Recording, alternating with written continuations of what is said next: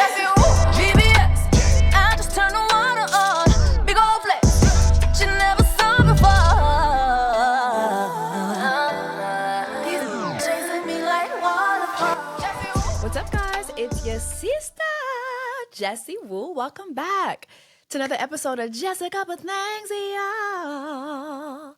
Your favorite podcast hosted by me, your sister, Jessie Woo.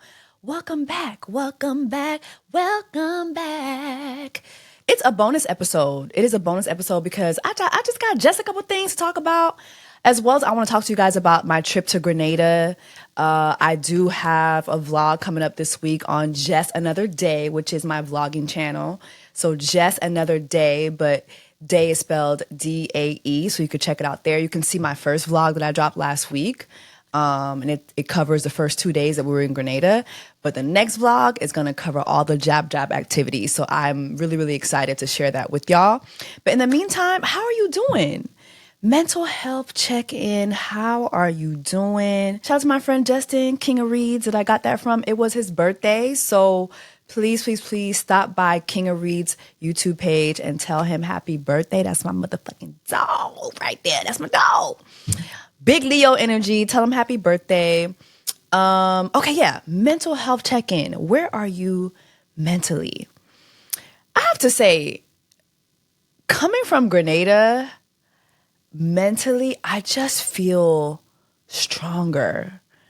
I feel stronger. I feel powerful. I feel like, man, like just being on that island and having such a pro-Black experience, like just a Black-ass Caribbean experience, it just really did my soul a lot of good. I needed that. I needed to be dripped in charcoal. I needed to be outside with my brothers and sisters, my Caribbean brothers and sisters in Grenada.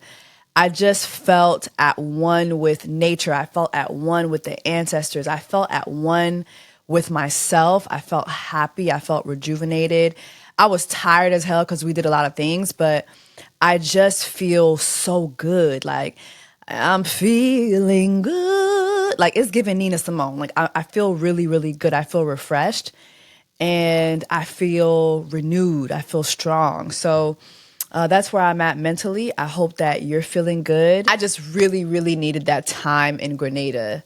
It just revived me. I felt free, and I really, really needed that. I think it was the perfect way to end my summer.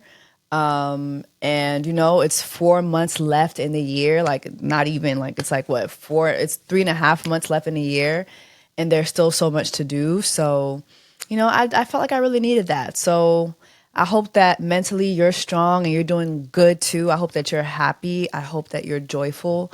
And yeah, drop that in the comments and let me know how you're doing mentally. All right, just a couple things. So many things happened while I was in Grenada that I couldn't really talk about. So let's get into it. Just a couple things, y'all. But before we do that, are you following me on every platform that streams this podcast? Please, please, please follow me. If you're the Apple people, go on down to the Apple Podcast people thingy and hit follow. If you're the Spotify people, go ahead and spot just a couple things on Spotify and hit follow. And if you're watching me on YouTube, subscribe to my YouTube channel, okay? So that you can continue to see me visually, all right? All right, first things first. Before I made my way down to Grenada, 2 podcast episodes ago, I was talking about DJ Khaled and how he needs to cock his camera up, tuck his titties in, and speak about Palestine because he is a Palestinian. Those are his people. And I cannot imagine being Palestinian and not speaking up for my people, DJ Khaled. Hello? Is the microphone on, DJ Khaled? Get out the booth. All that screaming and hollering you be doing, get the out the booth and speak up for your people. This is ridiculous. This is ridiculous. I know you somewhere cosplaying as a light-skinned Black Jamaican man with long-ass titties, but I'm gonna need you to get up and say something about your people. This is nasty work. Am I the only person who just be wondering, how the does DJ Khaled just not say nothing about this Like, what is going on? No, sir. Free Palestine, free Haiti, free the Congo. Never using your platform not one time to talk about your people. I know you somewhere yelling, "We up," but you are not the best. You are embarrassing. Tuck them titties in, put a t-shirt on, and cock your camera up and say something about your people. And so a lot of people picked up the clip, and the clip made its rounds. And Peter Rosenberg, who is a radio personality from Hot 97, I believe. He is a co-host with Ebro in the morning. He picked up the clip on Threads, and here is what he had to say. He actually still has this thread up. And I just want us to be mindful of this, right? Peter Rosenberg is a white man who saw a video of a black Haitian woman pleading with DJ Khaled to speak on his people who are Palestinian. And this was his response to it. Not being of an ethnicity and telling someone of that ethnicity how they should do things is nasty, nasty work. A white man who sees a black woman pleading with a Palestinian to speak up on behalf of his people who are currently being wiped out. This is his response. And see, this is a luxury that mediocre white men have. White men are always going to have a lot of audacity, even the most mediocre ones. Peter is literally a white man who failed at being white. But see, the beautiful thing about failing at being white in your community, as a white man, you're almost always going to have the luxury of having a soft place to land. And oftentimes that soft place to land is in black people's business. Imagine this, a white man who always speaks on black culture, having the audacity to tell me this. But of course he has that audacity because he's consistently in black people's business. He has the luxury of not ever having to speak up because he's white. He doesn't have to speak up about anything.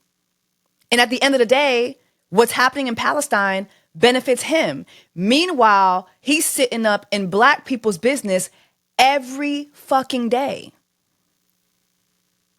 And he can do that while being a white failure. That's part of the white privilege that we don't talk about a lot. The fact that white people can literally be mediocre, be failures, and still somehow be successful when it comes to black spaces. I've said this before, I'll say it again. What's happening in Palestine is not a war. It is a wipeout. The audacity of you to criticize me for pleading with someone to speak up for their own people. And then there were people in the comments saying, I never speak on Haiti. Jessie will never speaks about Haiti, which is literally not true. I get canceled every 7 to 10 business days on Threads alone for the way I talk about xenophobia when it comes to Haitians, and not just Haitians, but other Caribbean folks, African folks. I repost information about Haiti all the time. A couple years back in 2022, when Haitians were at the border in Texas, I was down there. I didn't see no other Haitian influencers down there. I didn't see no Haitian celebrities down there. I was down there with Pastor Jamal Bryant and Until Freedom, the organization. Earthquakes. I'm raising money. I'm sending things to Haiti.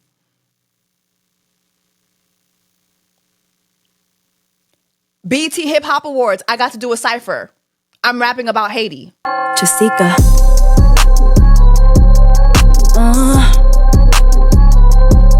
Ça passe, ma boulet, ça passe, ma boulet, ça passe, ma boulet. They still mad, caught that fade, can't keep my souls enslaved. From Marabu, only kept my souls eat, okay, Nerve to speak on Haitians when you a convicted rapist. Kamala, beat him up, walk, walk, walk, walk. Where my zoes at, la, la, la, la. I'm feeling like dot, dot, dot, dot. Black forces won a war. They mad we freed ourselves. Kamala for 24. Loa, changer, loa, changer. On nous fait loa, changer. C'est pour Kamala, pour na voter. Loa, changer, loa, changer. C'est pour pays, camper. C'est pour Kamala, pour na voter. Bad girl.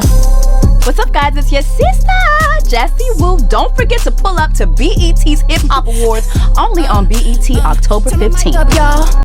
Literally, I'm using that pivotal time to talk about voting for Kamala and how voting for Kamala would be a good thing for Haitians. I literally risk my platform all the time to speak about shit that nobody cares about. Especially Haitians, because we all know y'all don't give a fuck. Let's just be honest. Let's just be honest. But as a Haitian woman who knows who's really responsible for the things that are happening in Haiti and how that is interconnected with who's responsible for what's happening in Palestine and how that's interconnected with who's responsible for what's happening in Sudan and how that's interconnected with who's responsible for what's happening in the Congo and how that's interconnected with these ICE raids and how that's interconnected with 300,000 black women losing their fucking jobs recently.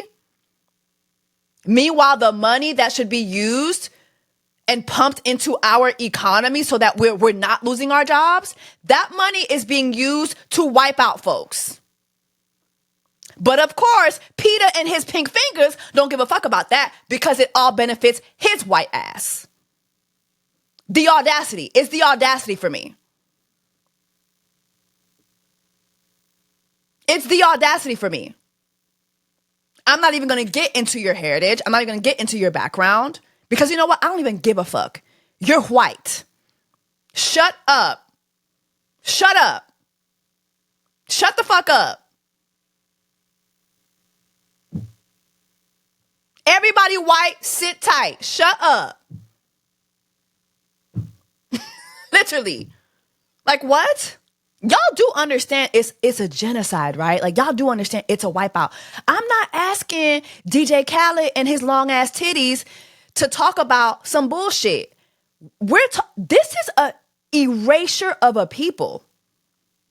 And instead of DJ Khaled speaking up for his people, he spends his time being Jamaican one day. Apparently now he down in the DR now getting his ping ping ping ping ping ping ping ping ping ping ping ping ping ping ping ping ping ping ping. He getting his Oye Loca on. Khaled is being everything but being a fucking Palestinian. What example is he setting for other Palestinians who are here? A bad one. A horrible one. He is not the best. He's the worst. And I stand by what the fuck I said.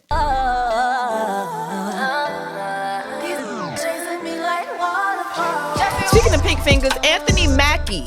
What the hell is going on? What's going on? What's going on? What's going on? Anthony Mackie was seen with a handful of pink cheeks down to the UK. What's happening? What's going on? Do y'all think that white lady knows she's kissing Anthony Mackie? Somebody was like, she probably left saying, oh my God, I just made out with Tay Diggs.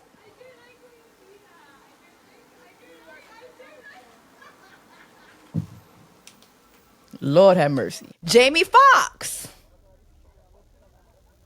What's going on? What's going on?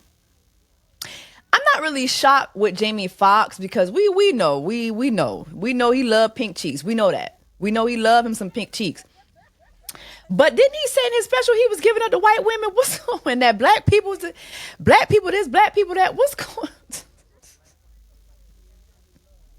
Let me tell you something.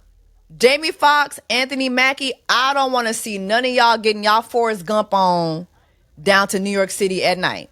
I don't want to hear it. I don't give a fuck. Whatever. Sans point, c'est pas. Sans point, c'est pas. Sans point, c'est pas. Sans point, c'est pas. Okay?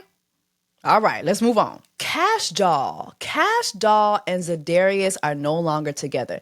What are y'all's thoughts on that? That happened while I was away too. I was just trying to follow the order of things. I was able to see that something happened, right? And Zedarius was the first one to go to his Insta story and put single. I didn't like that. And then afterwards, you had Cash Doll go to Twitter and tell us, hey, you know what? Like, Zedarius is a great guy, but he and I are just not seeing eye to eye. And I'm deciding to just be single for a moment, respect my privacy, the whoop de whoop whoop whoop. I didn't like that Zedarius did that. Something tells me if he didn't do that, that she wouldn't have had to feel like she had to tell us that on Twitter. Just quietly break up. Just quietly break up. So that y'all can quietly get back together, because it's given y'all might get back together. Okay? But then you had her baby father who came forward, and of course he had to hop right on in, not out but in, and let us know that he is going to be paying the children's tuition. I guess I'm going to be paying the kids' tuition now. Because I guess there was some back and forth between him and Zedarius. Recently, Cash Doll and Zedarius and her kids were at her best friend's wedding, and there were pictures of them together. And pictures were posted somewhere, and her baby daddy, Tracy, made the comment that, it looks like the kids don't want to be there. Like, he said something to that, nature. And Zedarius responded and said, let me know if you're going to be meeting me halfway about paying these kids tuition. And so you had him come forward and say, whoo, guess I'm going to be paying them kids tuition by myself, solo then. And Cash Doll had to come forward and tell us, Tracy and tuition are two words I've never seen in the same sentence before. I hate this for my girl, but she picked the corniest man to be her baby daddy. The kids are beautiful. The children are beautiful. But she really picked the corniest man to be her baby daddy. And I really hate that for her. Who do y'all think picked just looking at the rap girlies, the entertainer girlies, I don't think it's pickings is slim. We just have to be honest. Like, the dating pool is just not great, right? It's not. It's not. Even for these girlies who are entertainers, who are rich, who have seemingly the world at their feet. Pickings is still slim. Pickings is still fucking slim. And they have to deal with these men who are bitches. Like, why are you constantly talking about this woman? Why are you bringing shit to the internet like that? I guess I'm gonna have to pay these kids, and I've heard his voice. I guess I'm gonna have to pay these kids school. I'm gonna pay these kids school now. I'm gonna pay these kids school, pay these kids tuition on my own now. Like, what is going on? Like, Cash Doll really picked the corniest of the corn to be her baby father. And I hate that for her. He probably wasn't corny at first. Or maybe the signs were there and she just didn't see it. Maybe she just was in love. And you know how it goes. Like, you have one child, you want to keep the same father for those children. But you got to be very, very careful who you're picking to be the father of your children. It's not just about them being the, fathers to your children. It's also your children seeing how they're going to treat you. And you know what? The possibility of something happening, like, you don't want to think about that when you're in a relationship with someone. You don't want to think about, well, what if something happens and we're no longer together? How is this person going to handle those things? Is this person going to continuously embarrass me?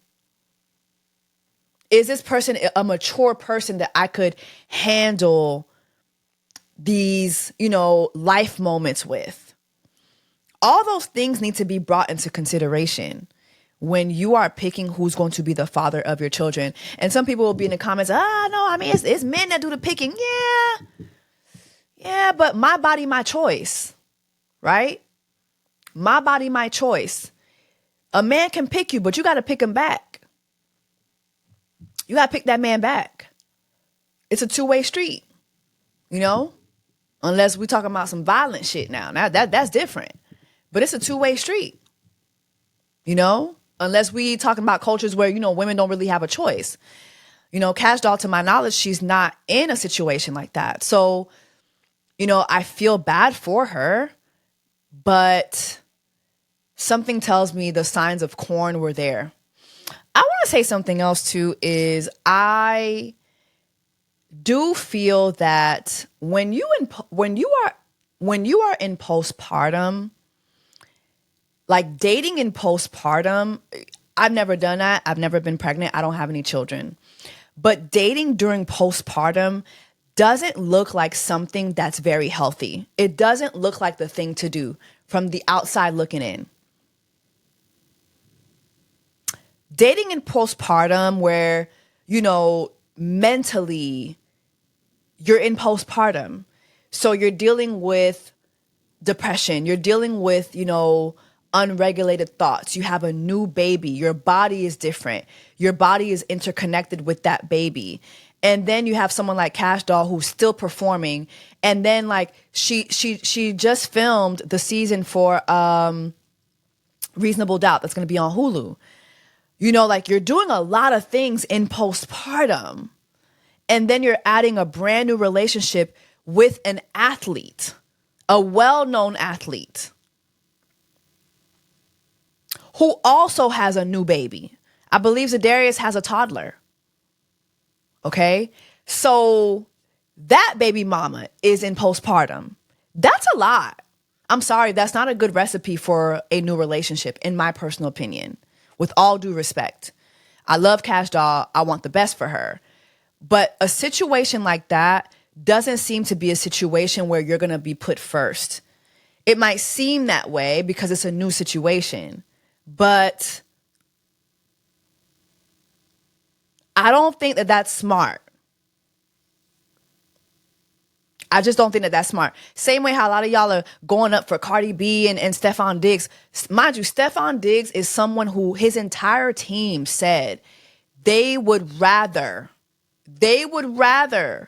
sweep the ocean before letting him date their sisters. Okay? Stephon Diggs has a very horrible reputation when it comes to dating. But y'all are going up for it. Y'all are going up for him and Cardi. She literally just got with another Offset just with a football. Literally. Like Offset went viral recently for saying, you know, none of his exes have, you know, moved on to something better. And a lot of people were dragging him for it, but he ain't wrong. He not wrong. Offset and Stephon Diggs, membagayla, memmun, membagayla. Same thing. One thing about ain't shit niggas, they could tell you about other ain't shit niggas. They could tell you. They can spot that from a mile away. He knows his own kind. But yeah, the whole dating and postpartum, that's a lot. Baby ain't even one yet. And, you know, maybe I just don't understand because I'm not a mom. So maybe I need to just shut up because I'm not a mom. So I don't understand. I've never been in that situation. But I've been around enough moms to know that that postpartum period is a lot. And so juggling a new relationship on top of that, it just seems to be no. That's a no for me. I'm sorry. That seems like a big, fat no. Absolutely not. Last thing, I do remember the whole, you know, Zedarius telling Kash Doll that he preferred her without makeup. And I remember a lot of people making a lot of hoopla about that. They weren't wrong, though. I've said my thoughts on men who date women who are literally always in glam and them coming to you and telling you what they prefer from you. Go date what you prefer. Go date what you prefer. A lot of times, I've said this before, men who come to you and they meet you and you're always in glam and they're like, I prefer you to be with no makeup. It is because they are intimidated by the cost that comes with you. They are intimidated by that. They don't want to have to be financially responsible for that. It's a way to tear you down. It's a way to take you down a couple notches so now they can fit in where they wouldn't be able to fit in before because they ain't got the coin. They ain't got the coin, or they don't want to spend that coin on you. They don't want to spend that coin on you. Zedarius obviously has the coin, but even in his case, it's a way of control, the same way the brokey will do that. The brokey will come to you, I just prefer you with that. I prefer you without makeup. I prefer you without hair. I prefer you with... Why did you approach me to begin with? Why don't you go be with the naturalistas? If your preference is women with no makeup, why are you not approaching women with no makeup? Go be with the naturalistas. You see what's going on over here. It's 50 pounds of makeup. It's 50 pounds of makeup over here, sir. You know what I'm saying? Weekly trips to Ulta, weekly trips to Sephora. You see what the fuck going on? You see what the fuck going on? If you don't like that, go be with a naturalista. But no, you want to come over here and you want to exercise power and control that you're not able to exercise in those other situations. It's like this power kink that they have. It's very, very weird. So I feel like when people were speaking up about that when it came to Kash Doll and Zedarius, they weren't wrong. They were not wrong at all. And think about it. Like, Zedarius, you got a toddler at home. You're a football star. You're getting with this literal doll. Her name is Kash Doll, for Christ's sake. Like, what? Her name is Kash Doll. She's always in glam. Hair always done. And what I love about Kash Doll, like, her glam is not always like, it's not giving like too much, but you know, it's soft glam. She's beautiful without makeup. You know she's beautiful without makeup. So what is the point? Control. I want you to do things that I tell you to do. Control. While you're in postpartum and you're dealing with all this stuff, I still want to be able to tell you to do something. That's really all it be about. The men just be wanting a way to, like, I just want to be able to tell you to do something and you do it. It's so weird. Drop in the comments and let me know your thoughts on the whole Kash Doll and Zedarius and her pussy ass baby daddy of it all.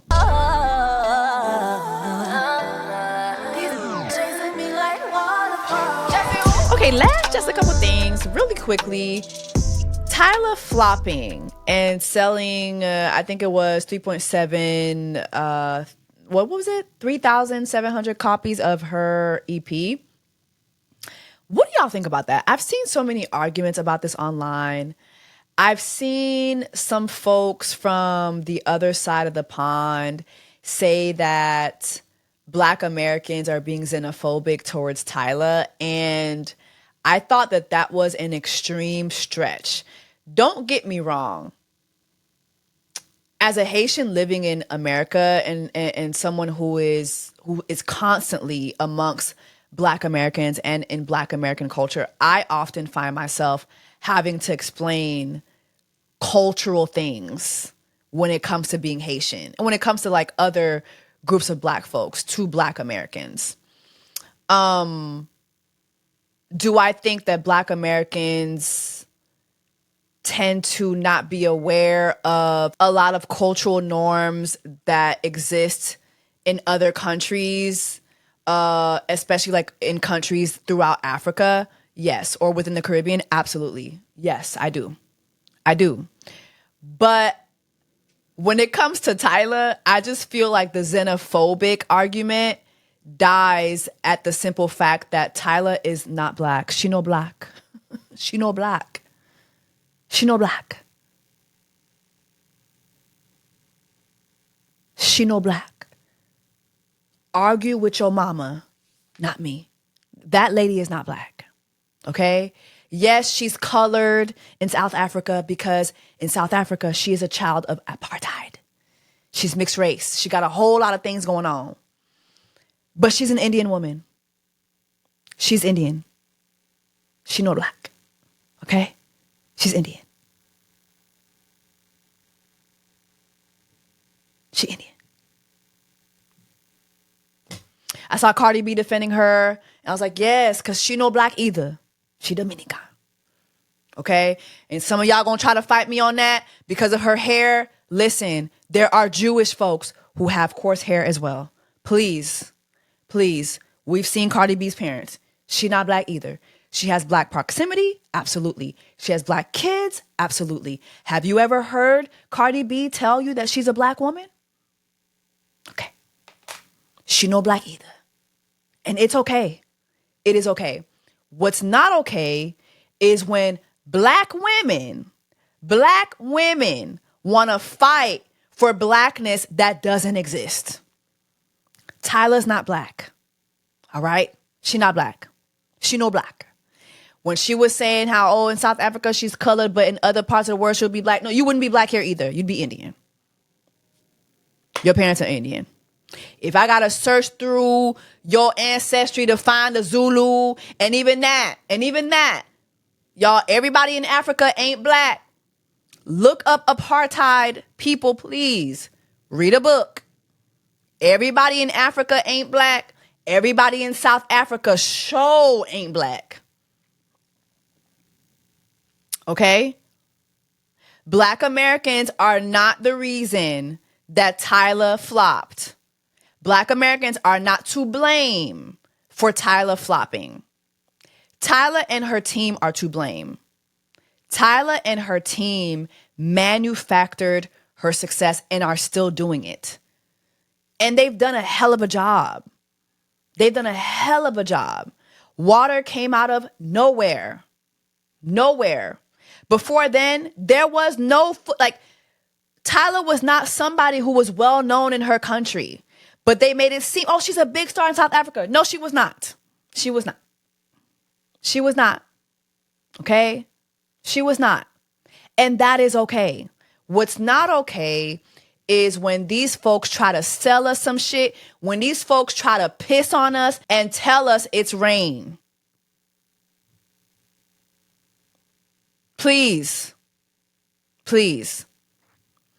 Tyla, every time you see, she has so many accolades and she has all these Grammys and all these, I think she was in Variety's Young Hollywood Stars. She has so many doors that are opening for her or have been opened for her with no real history.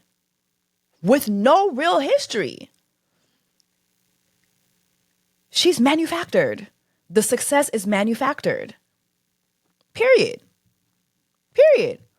And that's not me saying she's not dope. I think the music is dope. I think the look is dope. But I think that it's really, really clear that the industry right now is trying to build another Rihanna. That will never happen. It's just not going to happen. What happened with Rihanna was lightning in a bottle. It was lightning in a bottle. Focus on building Tyla. Okay? And another thing, flopping in the US don't mean that you're flopping in other places. Everybody's flopping in the US. I don't know if you guys are aware of that. Everybody's flopping in the US. The R&B girlies are not doing what they used to do as far as numbers are concerned. It's not giving what it used to give. Hip hop not giving what it used to give. Folks are not selling out arenas on their own like they used to. Okay? It's not giving what it used to give. Everybody's flopping here. The game has changed. And so is it really a flop if she's about to go on an Asian tour? Is it really a flop if she's on every red carpet anyway? I don't know. Flopping looks really nice these days. Being a flop looks really nice these days. I don't know. Drop that in the comments. Let me know what you think about Tyla flopping. But I don't like that people are saying, this is the Black Americans' fault. No, it's not. Black Americans are minding their fucking business. Listen, if you want to make it in the US, you need Black Americans. I'm not saying some of the critiques about Black Americans not being aware of what happens in other cultures are not right.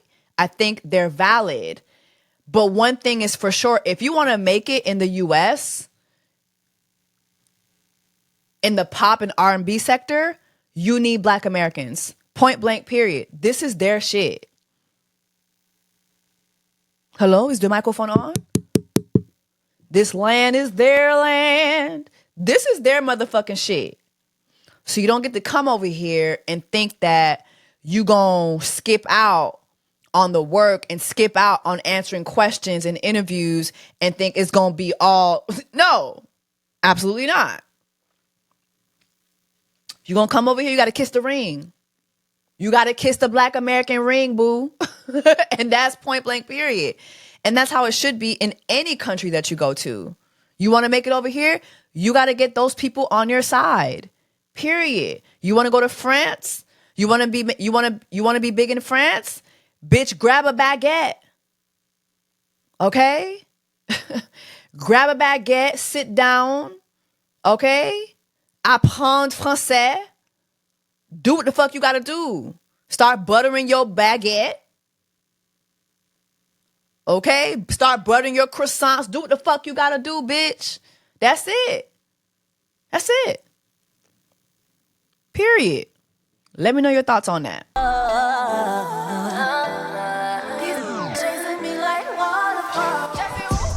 All right, let's talk about Grenada. Oh my gosh. Grenada Carnival Spice Mass was the best carnival I have ever been to. The best. And I've done 6 different carnivals. That was the best experience. It was the best experience. And before I even get into all that, I just want to thank GTA, Grenada's tourism board. I want to thank Pure Grenada. I want to thank Tennille. I want to thank Mel. I want to thank Nick. I want to thank Rachel. I want to thank Sam. I want to thank everybody who thought that, you know, it was a good thing that I could be there. I want to thank Marky Markland, who I asked last year. I said, hey, I want to do Grenada Spice Mass. Like, how do I get to do it? And he put me in contact with everyone, and he actually offered up his seat to me this year. And so that's how I was able to go.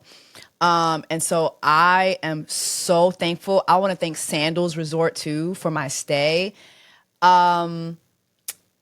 Grenada was an amazing experience. It was an ancestral experience. It was a Black experience. It was a peaceful experience. It was reviving to me.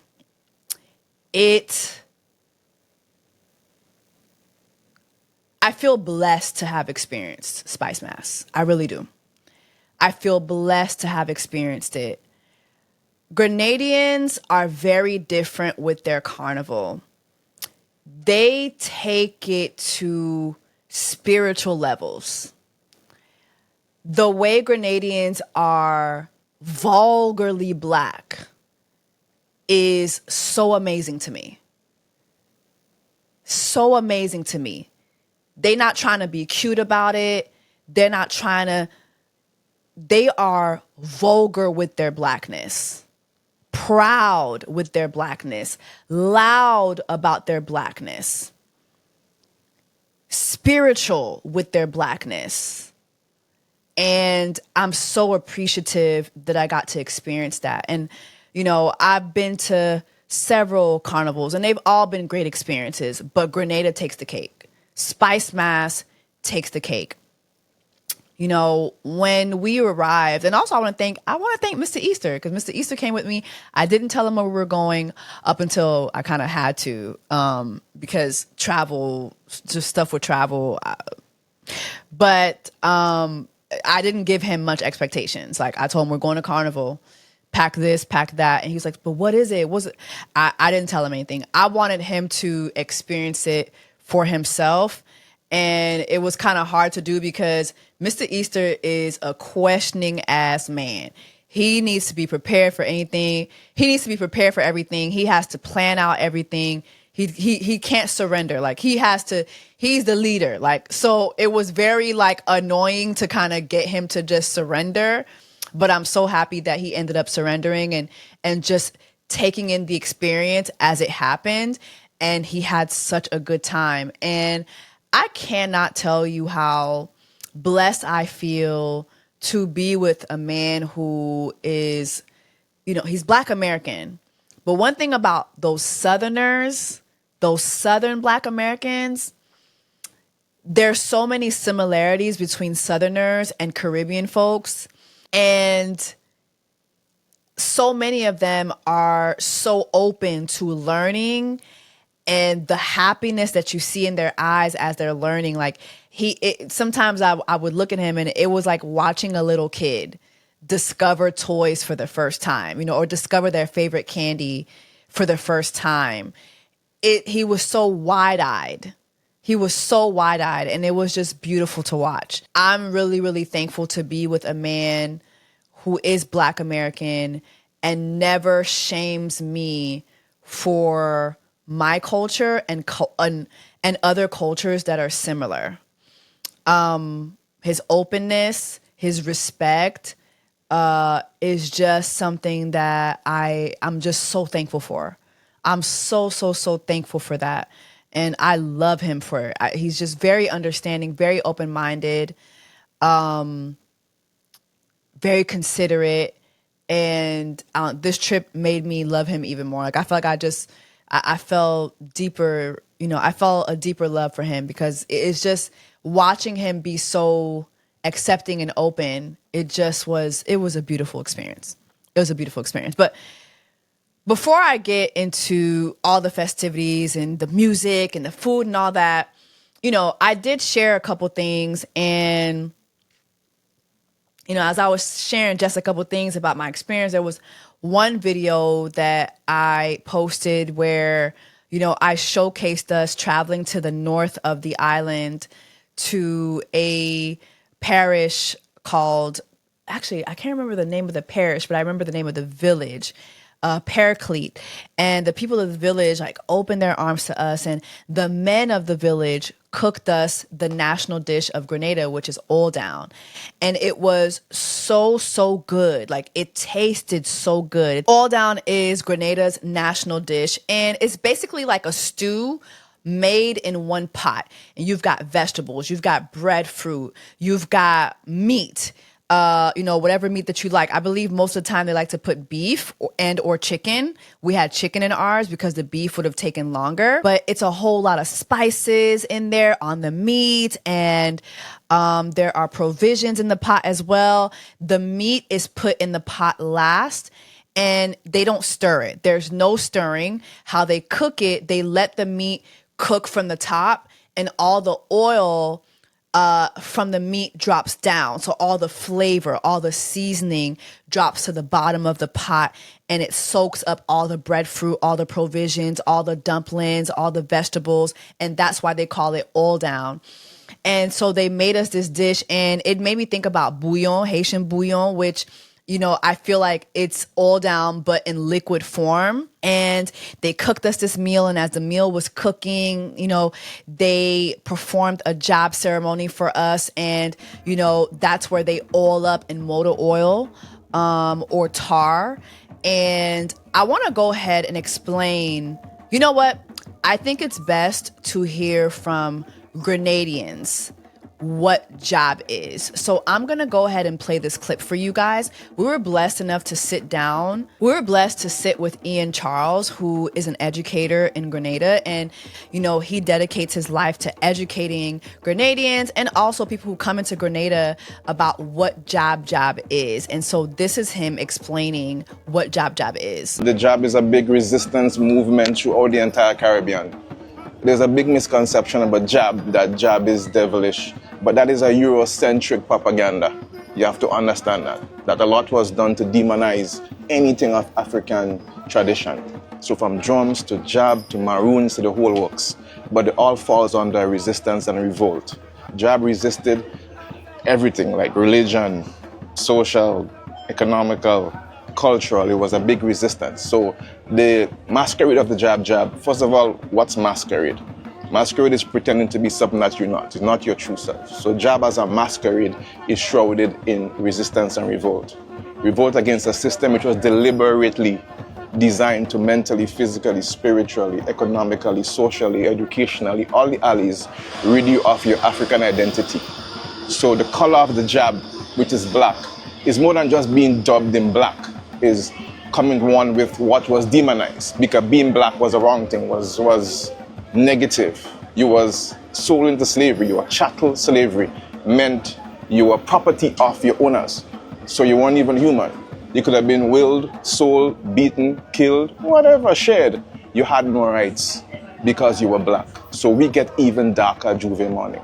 That's a sign of rebelling and resisting a system in which you were black. Next, the chains on Juve mourning is a massive symbolism of freedom. These same chains were used on the transatlantic slave trade coming to the Caribbean. Shackles. Many thousands lost their lives, chained and shackled. Juve mourning, the chains on the road represent freedom. Break free from freedom. Physically, but also mentally. And we're still working on the mental aspects of it. Because 400 plus years of slavery and the effects of it, especially through religion and social, is a hard thing to combat. So that's a little bit of Ian Charles explaining to us what job is. And, you know, I posted a video of the job ceremony that I was at. And, you know, of course, here come the comments from Christians, from Black Christians. This is demonic. This is demonic. This is demonic. You know, I even had one comment where someone was like, oh, how does this glorify Christ? And I was like, girl, nobody cares to answer your stupid ass question.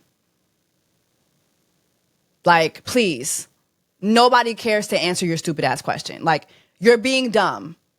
You're going out of your way to be stupid. And nobody cares to answer that. And she told me, you'll care about it on Judgment Day. Right? So she's already sending me to hell. I told that bitch, worry about having a fan in hell. Don't worry about what the fuck going on with me when it comes to Judgment Day.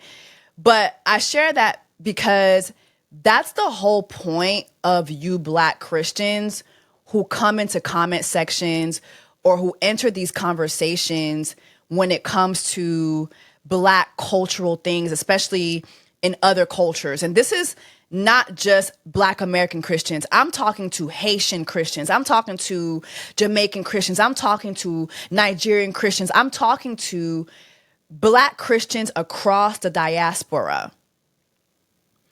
The fact that whenever you all see Black folks celebrating African cultural things, that the first thing that comes to your mind is, oh my gosh, that's demonic. You're the real demon. You're the real demon. You are uncultured. You are illiterate. You are xenophobic. And you are dumb. Dumb as hell. I don't know if you all are aware of this, but some of our ancestors couldn't wait on Abraham Lincoln to sign a paper to free us. Some of our ancestors killed for it. And rightfully so. Some of our ancestors coupe tête boule kai for it. And rightfully so. And I'm going to celebrate that every chance I get. That doesn't make me a demon. That makes me Black. And proud of my Blackness. That makes me cultured. And proud of my culture. Celebrating your ancestors is not demonic. Protest is not demonic. Protest doesn't have one face. It's not just holding up a sign. It's not just marching. And yes, those things are beautiful. But oiling down is beautiful too. Being Blacker than Black is beautiful too. Celebrating your Blackness is beautiful too. Celebrating your ancestors is a beautiful thing. Some of y'all have this colonial mindset when it comes to Christianity. Y'all are slaves to Christianity. You do not have a relationship with Christ.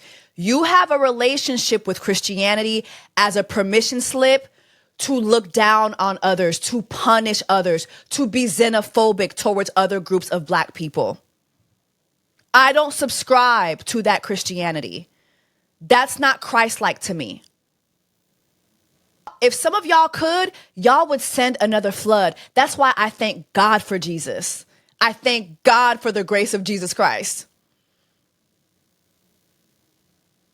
Because had it been for y'all, to be honest, some of us would still be motherfucking slaves.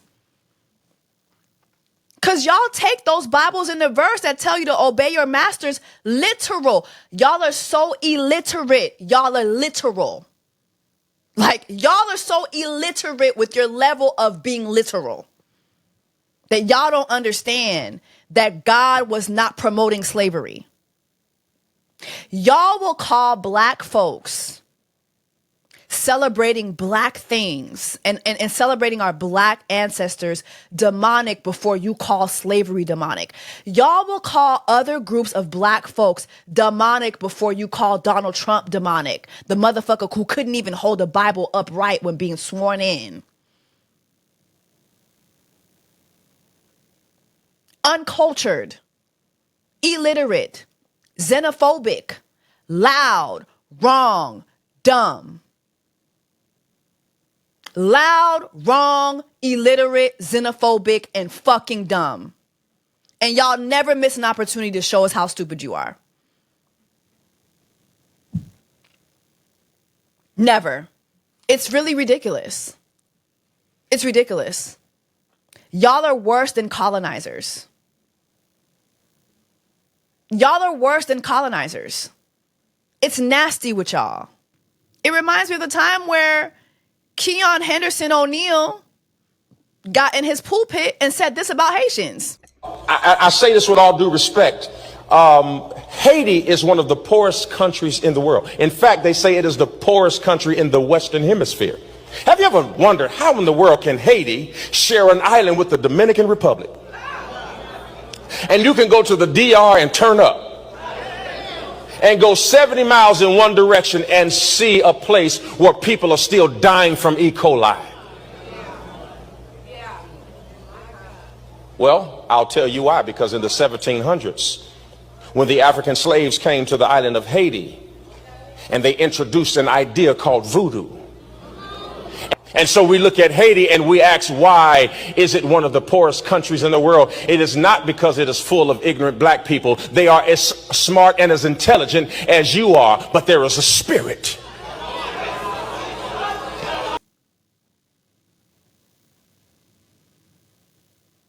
Black Christians talking about Haitians like this. Y'all are stupid. Y'all are illiterate. Y'all are uncultured.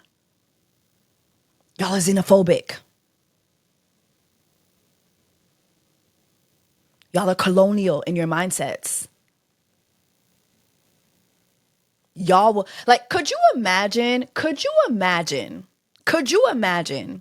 if I used my platform to say something like, what happened in New Orleans, the Hurricane Katrina happened in New Orleans because the city was demonic. They got the red dress run going on. They down there throwing beads. Like, could you imagine? That's so xenophobic to say. It's racist to say. It's anti-Black to say. But Christians were saying that. I remember that. I remember Christians saying that. Black Christians at that. White Christians were saying it too. But one thing about it, white Christians could say, and then the Black Christians gonna carry it on. Carry it on. They're gonna carry it on. Never miss an opportunity to be like anti-Black. It's crazy. It's insane. Weaponizing Christianity is insane to me. And it is disgusting. Y'all are the real demons. Y'all are the real demons. So uncultured. I dare you, well, you wouldn't do it because y'all pussy too, but I dare you to go down to Grenada and go oil yourself down. Oiling myself down and being in total black was a freeing experience. It was an ancestral experience. It was beautiful. It was beautiful. And, you know, I posted some of that. And even in my caption, I explained this is the longest Black Lives Matter movement. Carnival, Spice Mass. This is a Black Lives Matter movement. I explained the same things that Ian did in his video. You think motherfuckers read that shit?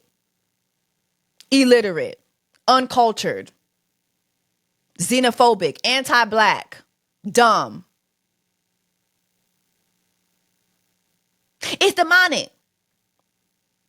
Black people looking at other black folks being black and calling that demonic is anti-black. It is xenophobic, and it is not Christian.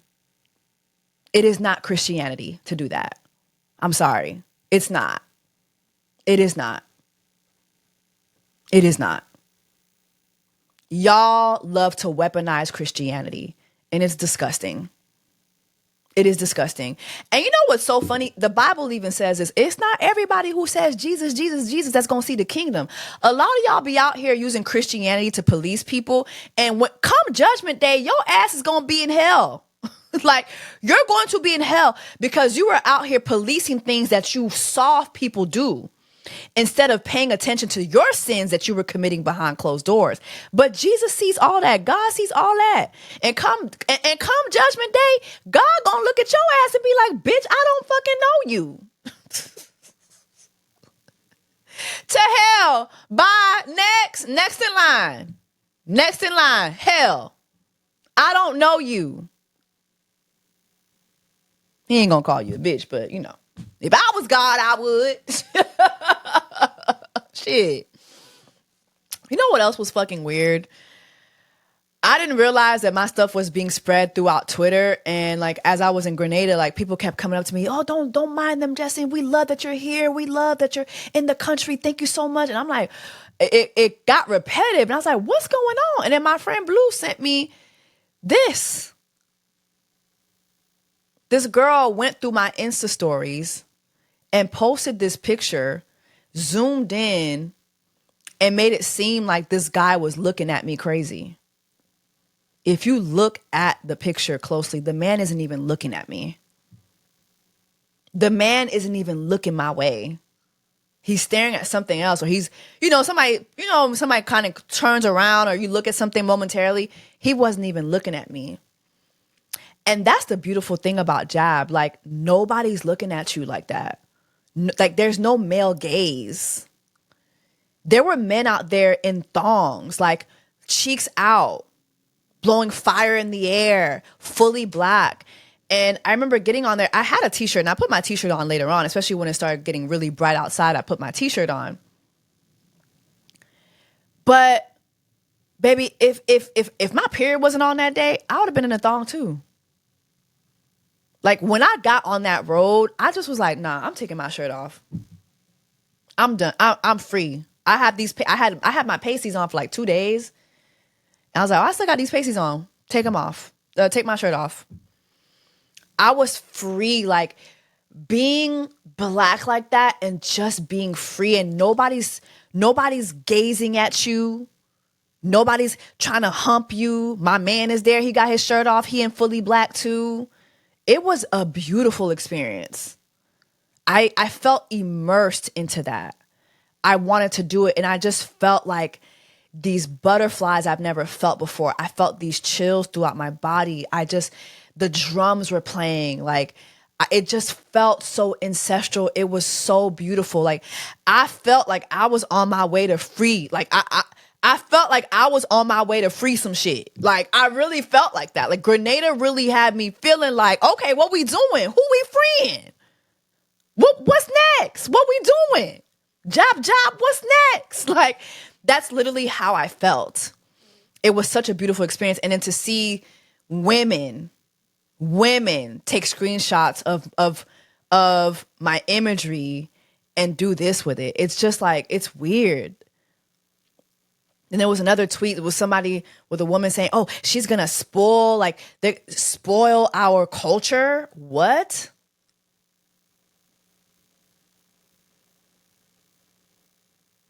I never use jealousy. I don't like using the word jealousy when it comes to me, but the jealousy be real. Baby, if I didn't have the reach I have, it still wouldn't be you. It's not my fault my titties are perky. Well, it is my fault. Shout out to Dr. Altman. Best $5,000 I spent. Okay, he gave me a discount though. It's more than that. But shout out to Dr. Altman down in Miami. Okay, I will be revisiting you when it's time. When I after I have these children, I'm gonna need these titties right back up here. Okay.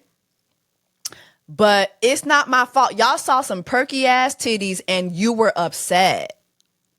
And you were fucking upset. Meanwhile, nobody down in Grenada was looking at my titties. Nobody cared. Nobody cared. There was other women out there with no shirt on, cheeks out, fully black. We outside. We outside. Speaking of Christianity, that's how we were supposed to be before sin came into the world.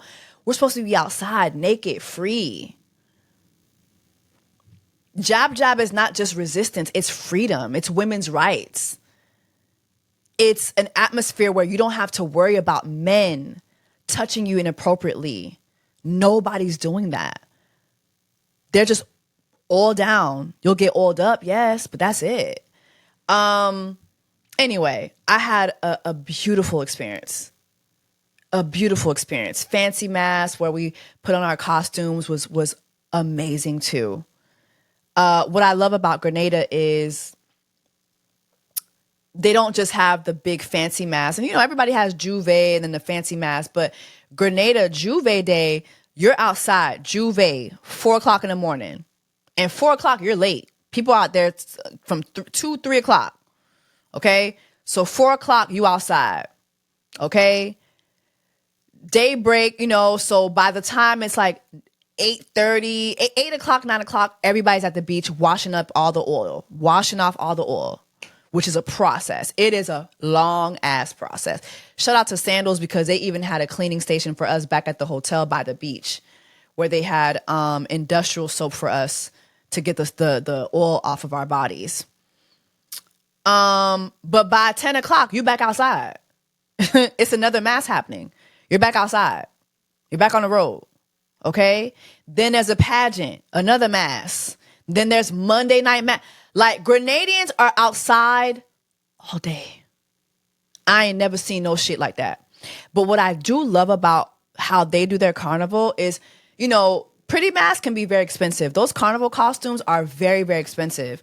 So those other masses, you could come outside with your t-shirt on, so you can participate and not have to spend so much money. And unfortunately, because the costumes are so expensive, a lot of people in the Caribbean get priced out. So they're able to enjoy other masses that everybody's participating in. So I really do like that. I really do enjoy that. Let's talk about the music. Let's talk about, before I get into the music, I didn't get a chance to eat a lot of food off the resort, but at the resort, I noticed how spicy Grenadian food is. They don't call it Spice Island for no reason. Everything has spice. And, when it comes to spice, I'm a fake ass Haitian. I can't do too much spice, but it was bearable. It was very bearable. And it was tasty. Like, they have really good seasoning. It's not like, Lord, Nigerians don't kill me. But I feel like Nigerians, for instance, like, their spice is, oh my God, it's headache spice. It's like everything is fucking spicy. Their jollof is spicy. And it's like, oh my God, I can't taste the flavoring. Like, please, like, that's why they say Naija know they carry last. Yeah, because y'all, like, that spice alone. That spice alone, you gotta be Nigerian. If you're not Nigerian strong, you can't do that spice. Okay? But Spice Island spice, it's more tasty. It's more flavorful, and I really, really like that. The oil down, like I said, that the village made for us, it was superb. Superb. superb. There were some parties that we went to that had food too. It was great. Like there was one party that we went to called Shh. Oh my God, we had a time. We had a time at Shh. The music. Oh my God. Like Grenadians party. I thought the other islands party, but Grenadians, they're different. They're built different. They are built different. They party. They celebrate. It's a good time. They commune with each other. They're outside with each other. They're cooking for each other. Y'all boissez. Like, yo, bien boissez. You know, it's so much community. I really, really like that. Let's talk about the music. The music is stuck in my head. You know what? Let me call Mr. Easter. Hold on, because he has a favorite song. Hold on. Hey, Big Daddy. What's up, baby? Okay, I'm talking about the music from Grenada. What was your favorite song? You know, is what's the song? Babe, you know the song. you know the song I'm talking about. I can't remember how it goes. Oh, let me give me the grease. Yo, I'm just telling you, it's the beat. Like when you're in Grenada, you said it. Like in the video when we're at the airport in front of the Centurion Lounge. Yeah. You like get this beat in your soul because that's the beat. And when you get to Grenada, like everything is that tempo. And that song right there, everywhere you go. What's the song? What's the song, baby? I don't know the words. I'm not gonna lie. I don't know the words. But that was your song. That song, it just knocked. And they didn't even care. They were playing back. I heard that song 3 times in a row one time, and it wasn't even bad. I was just like, run it back. Yep. Run it back, boo. Run it back. Yeah. We should go back to Grenada. I don't want to, like, if we went back for Carnival, I don't need to go on I don't need to go out on everything. Like, you know what I'm saying? But I do want to be there with the option to go out. Like, How was the experience? it was 10 out of 10. It was 10 out of 10. Like, the people of Grenada are just they're so dope. They're so kind. They're so lit. It was a vibe. Like, honestly, us Americans got to step our club game up because we so cool in the club, but they don't care in the club. Like, ain't nobody standing still. Ain't nobody on the wall. Ain't no sections. The people actually, there were sections at the white party, but wasn't nobody in the sections. They was completely empty. Yeah. Yeah. They party. Yeah, they party. They eat and party at the same time, which is like, that's near and dear to my heart. Like, what you mean? Unlimited food, unlimited drinks, and we partying all in this place? Yeah. Yeah. Grenada was amazing. It was amazing. Take me back. Oh. And I ain't gonna start on the sandals. The sandals was... Oh, yeah. Sandals was great. Yeah. Yeah, so yeah, I'm a fan. I'm a fan. The music is... I still have it in my soul. Like, I can Oh, they give me the grease. And grease it down. Whoa, they give me the grease. And grease it down. Grease it, grease it. That was his song. It was low-key your song, too, because the way you would laugh at me every time I'm singing it and sing it back to me. I feel like a kalalu leaf in the rain. I feel like a dashing leaf. He thought they were saying kakashin. I'm like, no, babe. I feel like a kalalu leaf. All right, baby. I'll talk to you later. Okay. All right. So that was Mr. Easter with his experience, child. Let's talk about the music. These were my favorite songs from Spice Mass. Oh, they give me the grease. Chasing me like waterfall. Jessie,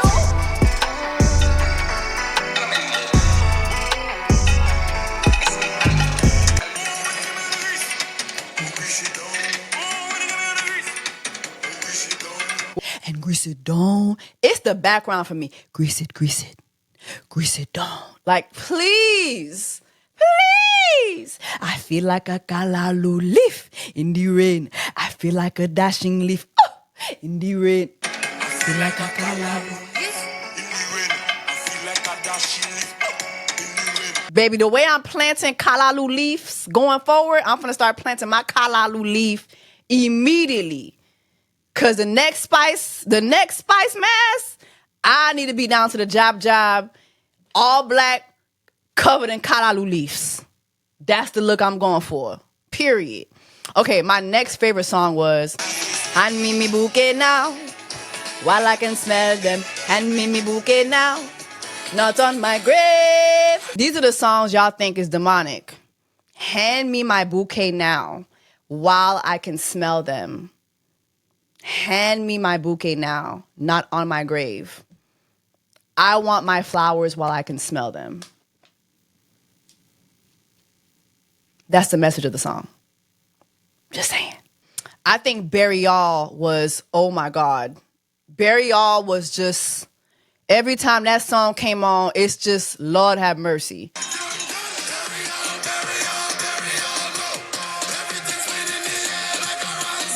When this song would come on, it was a wrap. Over your head, no. Over your head. That was my song. That was my song. And I love me a little freaky song. I love me. You gotta have that one little freaky song from Carnival. This was it for me. Oi. Come with the Johnny. Girl, anytime you honey. Oi. Grenadians, please. Grenadians, please. Okay? But anytime you horny, oi. I can't. My absolute favorite song from Spice Mass was Bad Decisions. Favorite song. Hands down, best song that came out, in my opinion.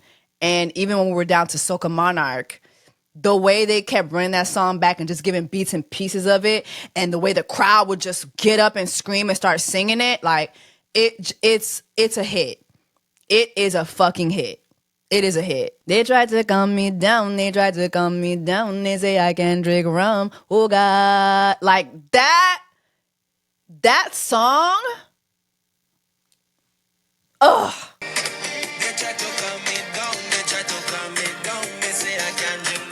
Oh God, so much a gallon down, so much a gallon down. They want you. I love that song. That's my motherfucking song. That's my song. Everybody know I don't have behavior. From July reaching Grenada. Everybody know I don't have behavior. From July reach I in Grenada. I get to fly, but I don't have accommodation. So find me all over the nation, making a whole set of bad decisions. That's my song. Making a whole set of bad decisions. Decisions. Decisions. Decisions. Ooh. That's my song. That's my song.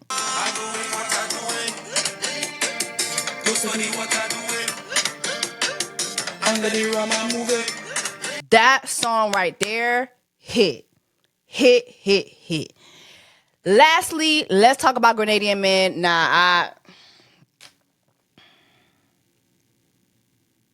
Grenadian men in a nutshell. Look at this man right here.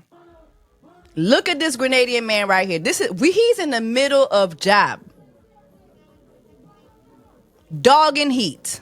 Okay, we need to give him the same things we give horses when we putting horses down. Look at this man. Look at the heat in his eyes. It's fire going on.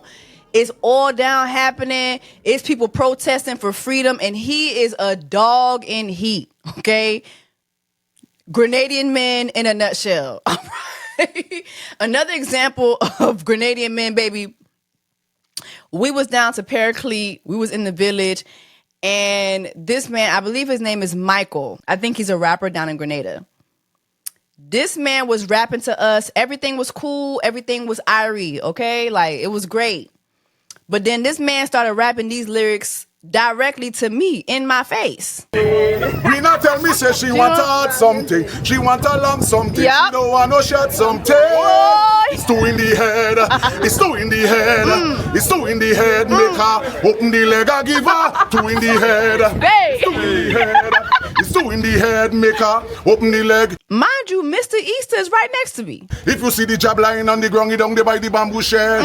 Don't think that he dead. It's just two in the head. If you see me drink and I falling down and my eyes get bloody and red. It's two in me head. It's two in me head. Lord, this tension. Jab that bad intention. I've been a lock up like his detention. Cock up she foot waiting for injection. Like motor she pass the inspection. Hey, you gonna let him talk to me like that? She want a long something. She want a hard something. In front of my man? In front of my man. Mind you, I'm like, baby, you just gonna let him talk to me like that? My man ain't know what the fuck was going on. He Black American. He don't know what's happening. He don't know. He didn't get the accent. I had to explain to him in the car, sir, babe, he was telling me, he got something long and strong to offer me, baby. You didn't get that? He was like, nah, I ain't get that. He said, nah, I ain't get that. I don't know what the fuck was going on. I was just vibing. And he was. He's like, yeah, this is great. He's like listening to he's like, oh shit, this is great. He could rap. Like, he need a deal. Like, he didn't know what the fuck was going on. Grenadian men do not care. Grenadian men will snatch you right from up under your man in your man's face. Grenadian men are different. Them is some different men's, okay? The way that man was rapping these lyrics to me in my man's face, they didn't give no fucks. Okay? Grenadian men do not care. He do not care. She wants a hot something. She wants a long something. He didn't give a fuck. He let me know what time it was in front of my man, and my man didn't know what the fuck was going on because he didn't understand. Okay? So that's Grenadian men for you. Okay? Dogs in heat. Dogs in heat. Okay? But they were a vibe. It was a vibe. Grenada was a vibe. I'm so honored to have gone, and I'm honored to have had that experience. I will be uploading another vlog to show the full experience. I had a great time. And honestly, please, if you're looking for an island to visit, please visit Grenada. It is good for your soul. And on that note, I want to tell y'all that we're going to take a wookation to Grenada. We're definitely taking a vacation to Grenada. I think that it would be a very, very good spot for us to go, to spend at least a good 4 days and commune together and have a good time and learn about the culture. Maybe we should do 5 days. I just feel like it's one of those places where there's a lot of history, there's a lot to learn, and then there's a lot to just sit in and relax into. So drop down in the comments. Let me know your thoughts on that. If you're leaving me a review, make sure it's 5 stars because I'm a 5-star what? A 5-star biatch. Okay? All right, y'all. Thank you so much for spending this time with me. I love you guys. Take care of yourselves and each other, and I'll see you next time.